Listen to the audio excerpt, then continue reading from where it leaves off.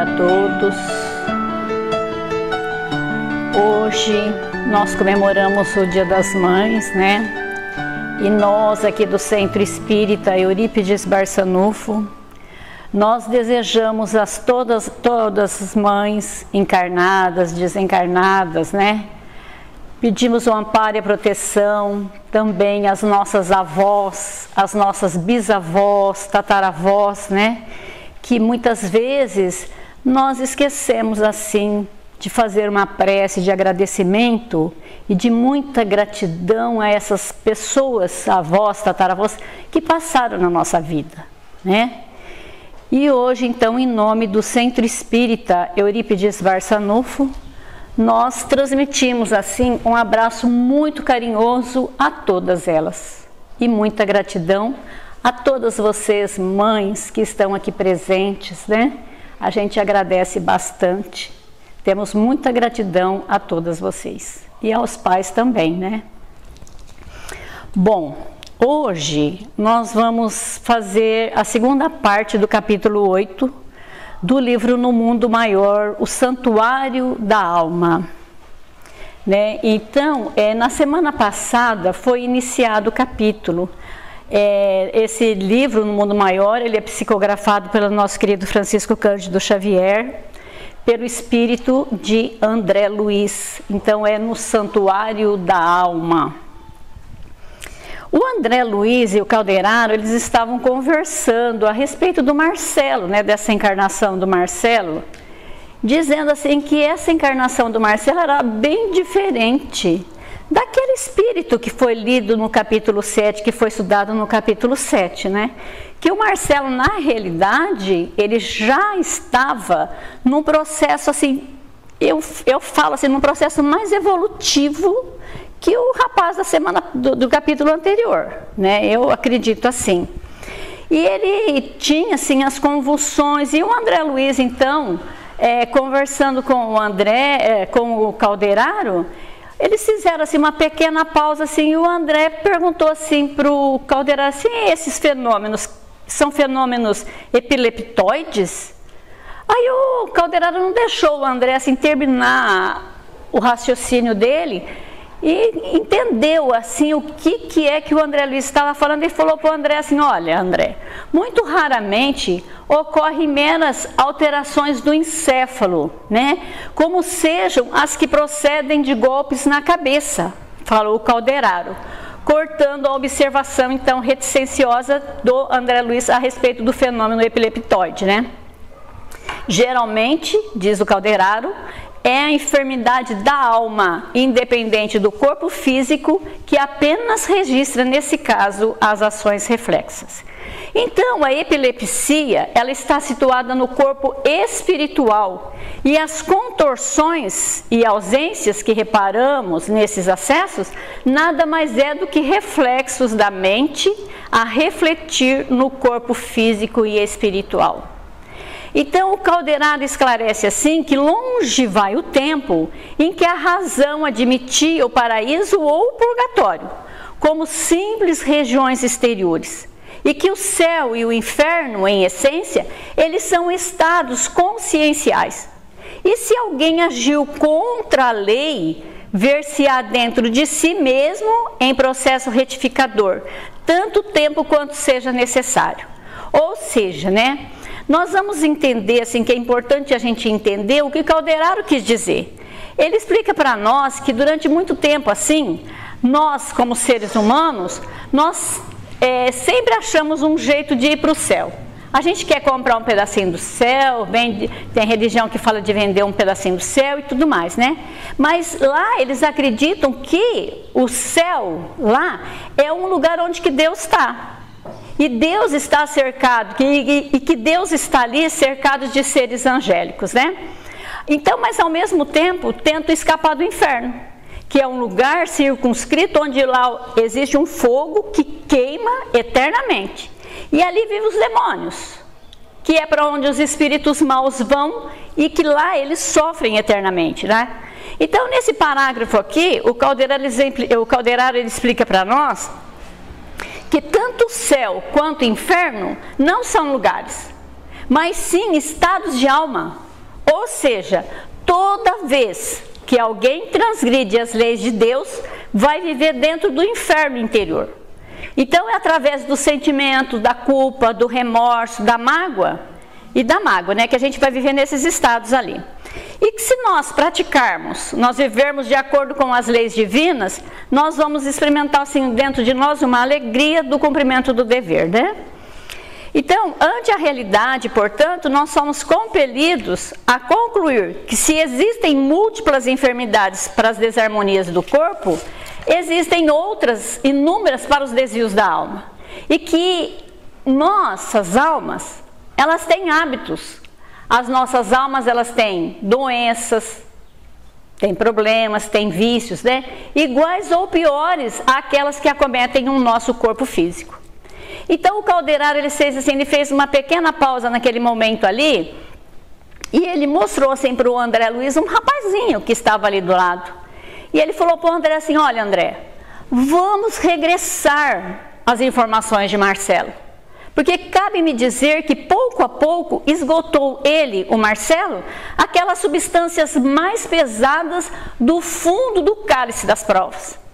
E longos anos em desequilíbrio em que as vítimas, tornadas em algozes, o abalaram com tremendas convulsões.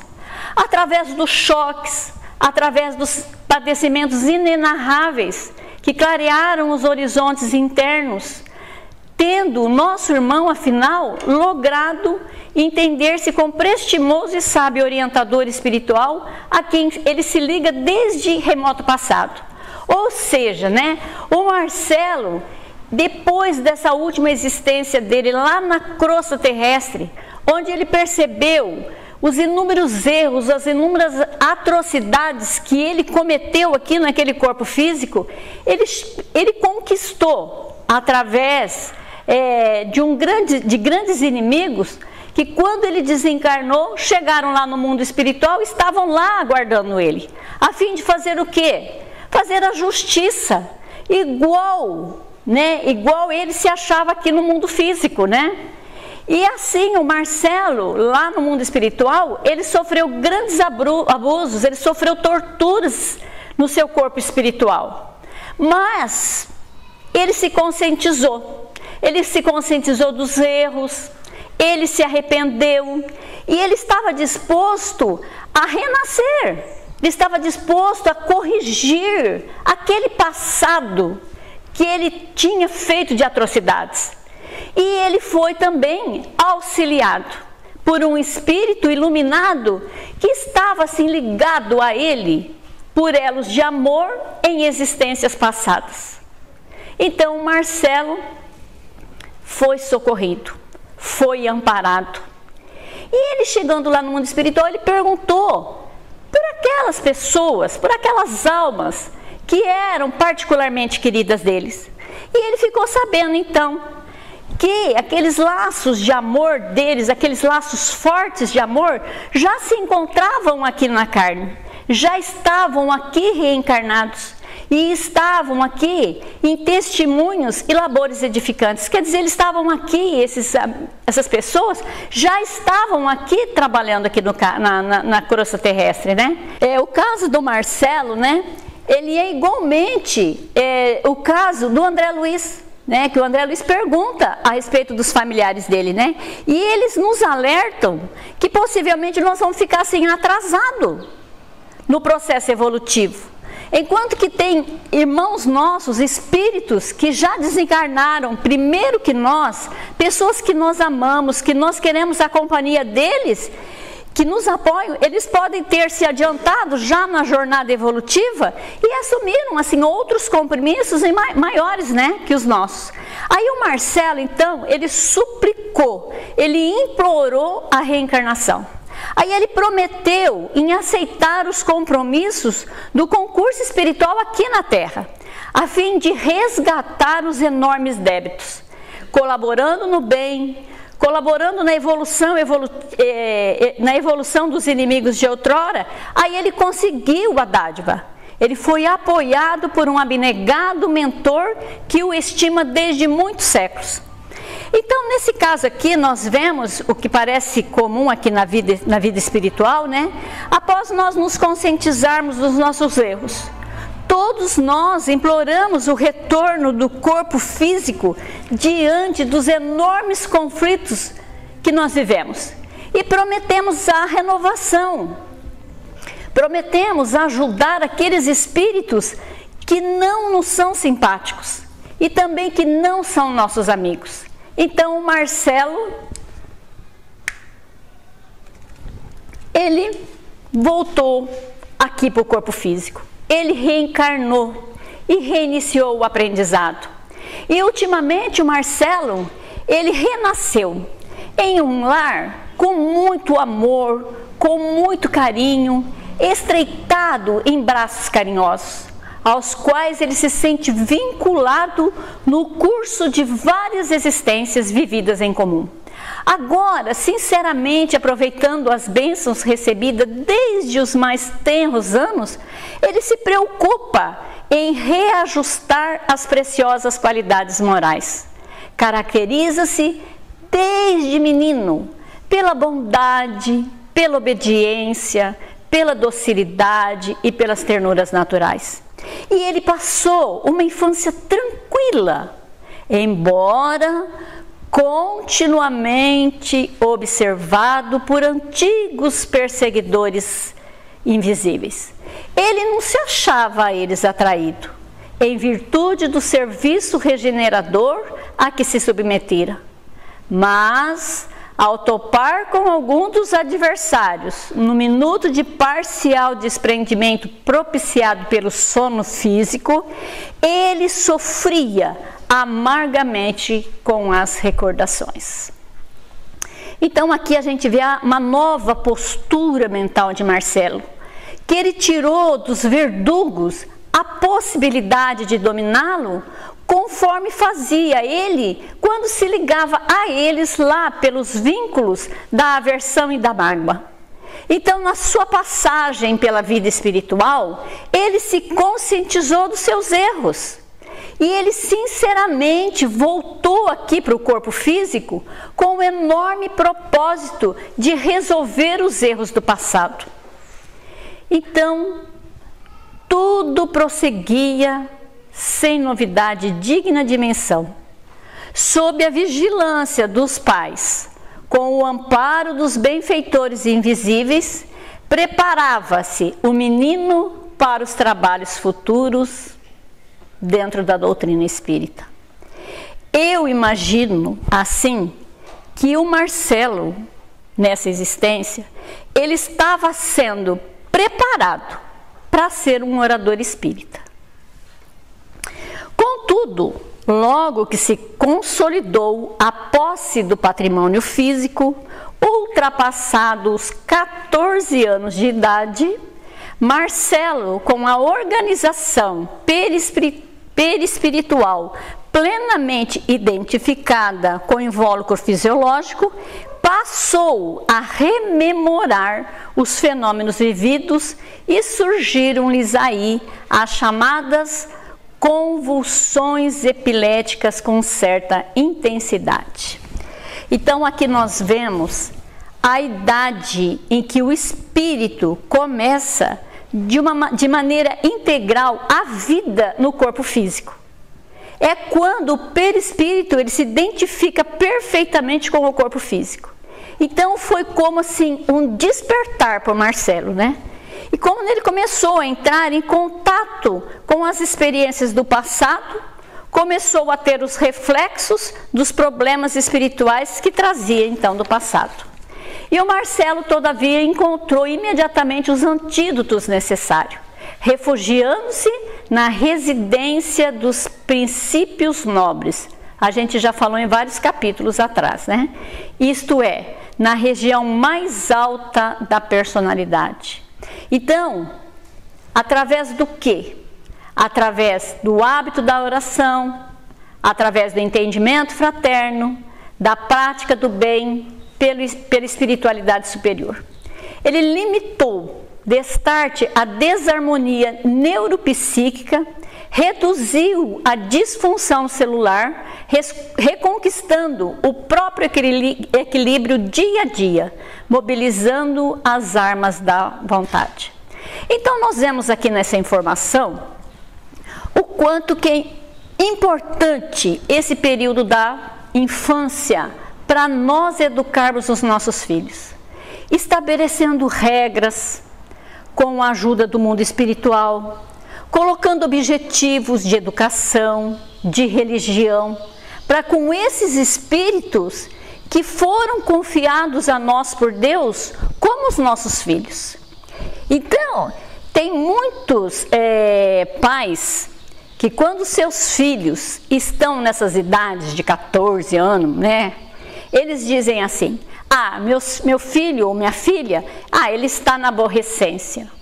Não, os nossos filhos não são aborrecentes.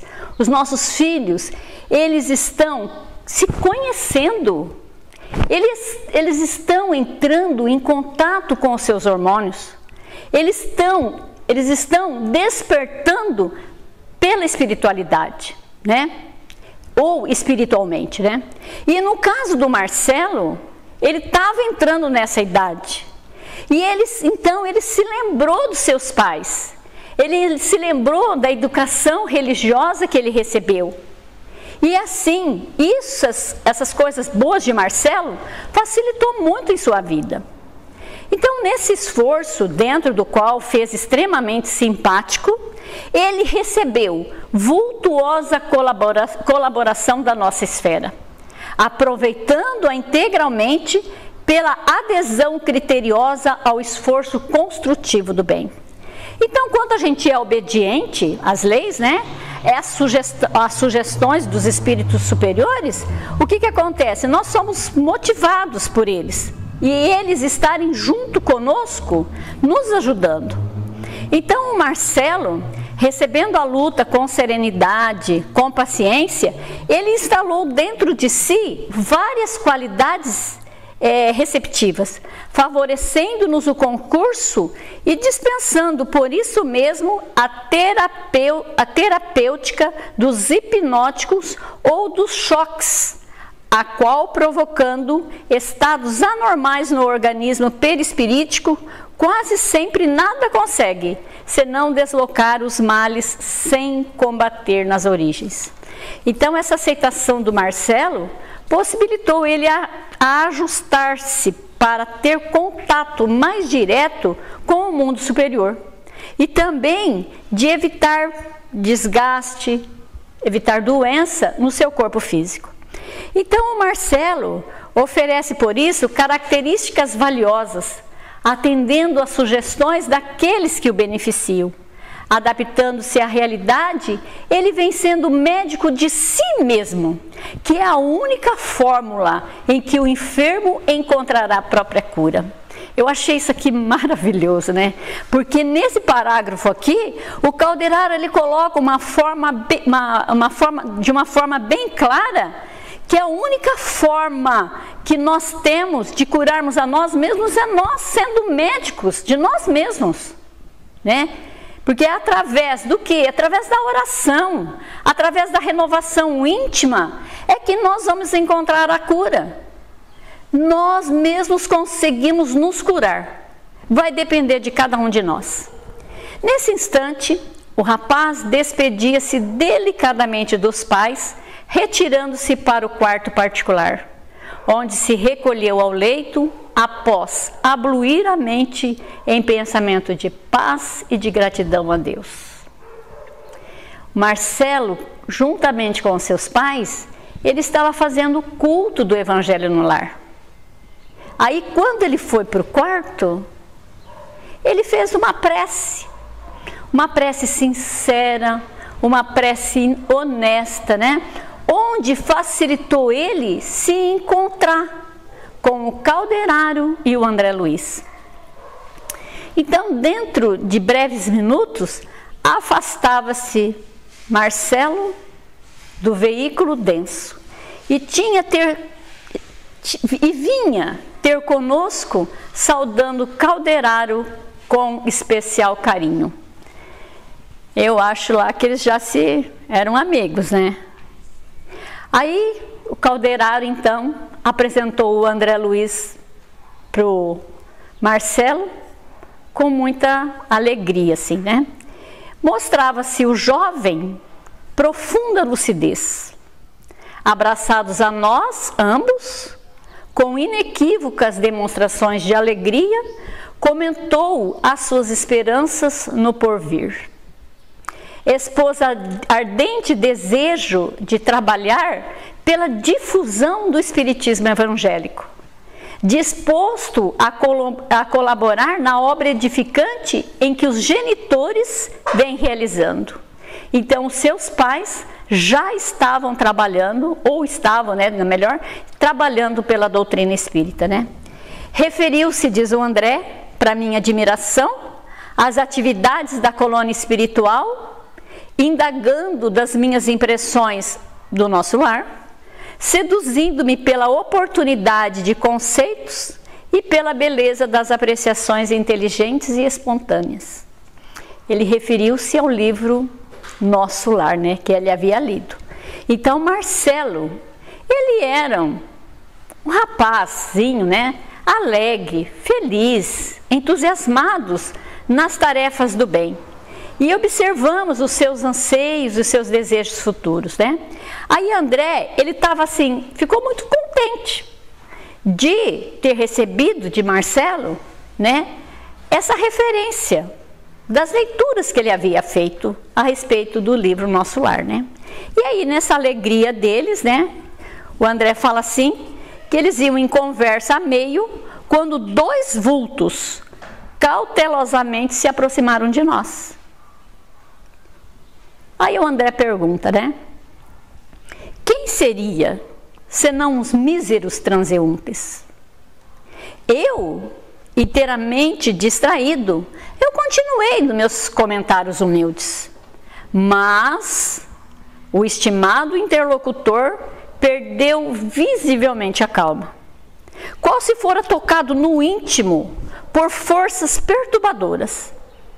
Marcelo empalideceu, levou a destra ao peito e arregalou 2 olhos.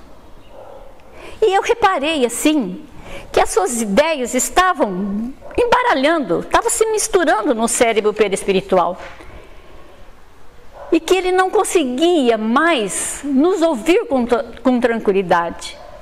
E ele se desprendeu de nós tão rápido, ele escapou dos nossos braços, correu desabalado, retornando ao corpo físico.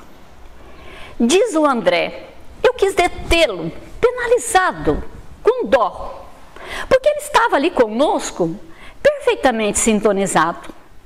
Mas um algo mais forte que o conhecimento cordial unia-me a esse novo amigo que eu reconheci desde o primeiro contato. Mas eu não pude fazer nada. Calderaro me reteve com vigor e falou assim, calma André, deixa ele ir, vamos acompanhá-lo. Não podemos esquecer que o Marcelo ainda, ele não se encontra perfeitamente curado. Indagando assim as entidades provocadoras, né, ou melhor, indicando as entidades provocadoras a pequena distância, prosseguiu esclarecendo. A simples reaproximação dos inimigos de outrora, de outra época, altera-lhes as condições mentais. Receoso e aflito, teme o regresso a situações dolorosas em que se viu há muitos anos nas esferas inferiores e busca apressado o corpo físico à maneira de alguém que se socorre do único refúgio que se dispõe em face a uma tempestade eminente. Os espíritos erradios, aqueles que se encontravam perdidos, bateram em retirada e tornamo-nos ao interior doméstico, onde encontramos ali o jovem tomado de convulsões, de contorções. André diz assim, que ele abraçou aquele menino como se aquele menino ali fosse o seu filho querido, né? Porque ele não queria assim.